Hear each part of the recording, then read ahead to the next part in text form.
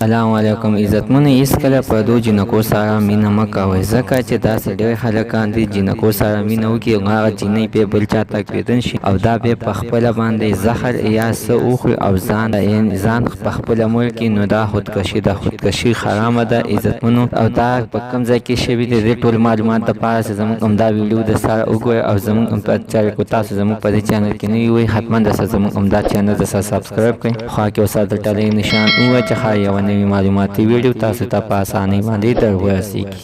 عزتمنو په خیبر پښتونخوا کې یو هلک په یوه جنۍ باندې مین و خو دې هلک خپل مور او پلار ته ډېر سوال زارنې وکړې ویلې ورته چې ماته یعنې دا جنۍ وکړئ خو مور او پلار به د دې هلک خبره نه منله. خو دغه شانتې دا هلک په مخه باندې چې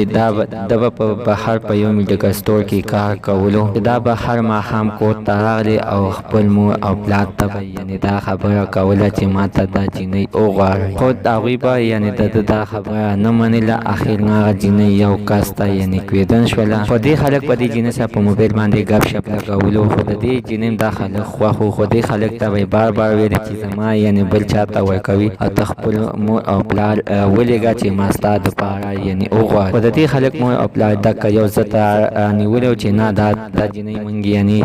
دا جنۍ به یعنې زه تا ته نه کوم بله جنۍ وکړه چې بله جنۍ به درله کوم خو په خپله خوښه باندې ستا په خوښه باندې نه. خو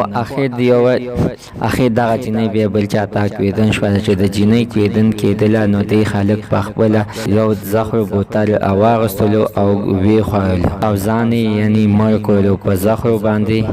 عزتمنو په دې ګناه کې ورسره د دې خلک مور او پلار خو شریک دي ځکه چې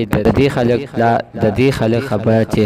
مور او پلار یې منلې وی نو نن به دغه شانتې کار دې خلک سره نه کېدلو. زموږ نننۍ معلومات ته د دې پورې د نوي معلومات دپاره زموږ همدا چینل ته سبسکرایب کړئ خوا کې وسه د ټلۍ نشان ووایه چې ښایي یوه نوې معلوماتي ویډیو تاسو ته په اسانۍ باندې در ورسیږي.